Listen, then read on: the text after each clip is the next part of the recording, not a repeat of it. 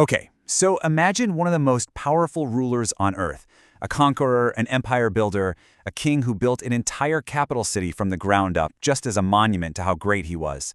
Now imagine he gets exactly one sentence in one of the most influential books ever written.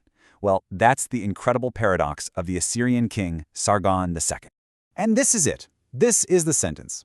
This single verse from the prophet Isaiah is the only time Sargon II is ever mentioned by name in the entire Bible. It's just a quick mention of a battle in some small city. You could almost read right past it like it's a historical typo or something. So that begs the question, right? Why would a guy this important, this dominant on the world stage, be reduced to a total footnote?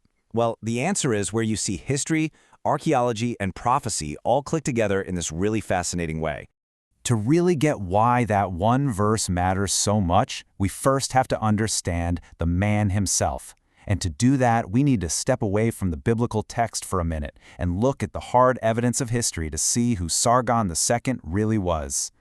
So Sargon II wasn't just some local king. Nope. This guy was at the very top, the head of the Neo-Assyrian Empire right at its absolute peak. For about 17 years, from 722 to 705 BC, he was the undisputed superpower of the ancient world. And we know a ton about him, not really from the Bible, but from the stuff he left behind. I mean, we have his own royal inscriptions where he brags about all his victories. We have these incredible carved stone reliefs from his palaces that show his armies just crushing his enemies. And archaeologists have literally dug his capital city out of the ground. Take a look at this number, over 27,000. You know what that is? That's the number of people Sargon deported from a single city he conquered. When he smashed a rebellion in Samaria, the capital of Israel, his own records boast that he ripped more than 27,000 people from their homes. This wasn't just winning a war. This was a state policy of mass deportation and absolute terror. And this chart just perfectly lays out the grim reality of the time. You had the northern kingdom of Israel, gone, wiped right off the map by Assyria, its people scattered. And then you had the southern kingdom of Judah, where the prophet Isaiah was living. Well, they were next in line. They were a vassal state, forced to pay tribute, living under the constant, terrifying shadow of this same imperial machine. Okay, so let's circle back to that single verse in Isaiah, because it wasn't just some random historical note. No, it was the specific trigger for a really powerful prophetic warning about what it takes to survive. First, a real quick clarification. The verse says the Tartan came to Ashdod. That's not a guy's name. Tartan was a title. Think of it like field marshal or five-star general. This was Sargon's top commander, his right-hand man, sent to go deal with a serious problem. And what was that problem? Well, the Philistine city of Ashdod, right there on the coast, decided to rebel against the most powerful empire in the world. This was a massive, massive gamble, and they were probably counting on getting some backup from the other big player in the region, Egypt. So watch how the prophet Isaiah uses this. First, as you'd expect, Sargon's general completely crushes the rebellion at Ashdod. Then Isaiah does this absolutely shocking thing. He walks around stripped and barefoot for 3 years. Why? To create a living, breathing parable. He's basically saying, hey, look, see what just happened to Ashdod? This is exactly what's going to happen to Egypt, the people you all want to trust. They can't save you. Assyria is going to humiliate them too. So do not put your faith in them. But the story doesn't stop there, because to really feel the full weight of Isaiah's warning about the limits of human power, you have to appreciate the just sheer scale of Sargon's own power and ambition. This king wasn't happy just ruling from some old city. No, he built a brand new one from nothing. And its name says it all, Dur-Sharrukin. It literally means Fortress of Sargon.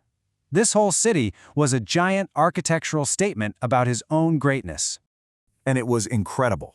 We're talking massive walls, gigantic city gates guarded by these colossal, winged, human-headed bull statues called Lamassu, a sprawling palace, and the walls were covered in stone carvings celebrating his endless victories. This place was designed to be the center of the world, built by a man who pretty much saw himself as a god. So just look at this timeline. He takes the throne, conquers Israel, builds his amazing fortress city, puts down the revolt at Ashdod. His power seems absolute. His legacy looks like it's literally set in stone. And then, 705 BC. Everything changes in a single moment. Sargon is killed in battle, way off in modern-day Turkey. And even worse, his body is never recovered. Now, for the Assyrians, this was a complete catastrophe. It was seen as a terrible omen, a sign of extreme anger from the gods, a divine curse. His son, Sennacherib, immediately abandoned the brand-new, magnificent city of Dur-Sharrukin and moved the capital to Nineveh. The fortress of Sargon was now seen as tainted, cursed ground. So let's bring this all back. How does the story of a cursed capital and a lost king connect back to that single tiny verse about a rebellion on the coast? This is where it all locks into place. The archaeology doesn't just prove that a king named Sargon existed. It confirms the entire context for Isaiah's warning. It shows us this immense, terrifying power that Isaiah was telling people not to be afraid of. And it shows us the fragile human powers like Egypt that he was telling them not to trust. The history makes the prophetic warning real. And that leaves us with this final thought. Sargon's incredible fortress city is nothing but ruins today. His empire is dust. His own body was lost on a battlefield. But the prophet's message, a warning about where we place our ultimate trust, that used Sargon's little campaign as a real-time example, that has survived for thousands of years. It really makes you stop and think, doesn't it? What kind of legacies are actually built to last?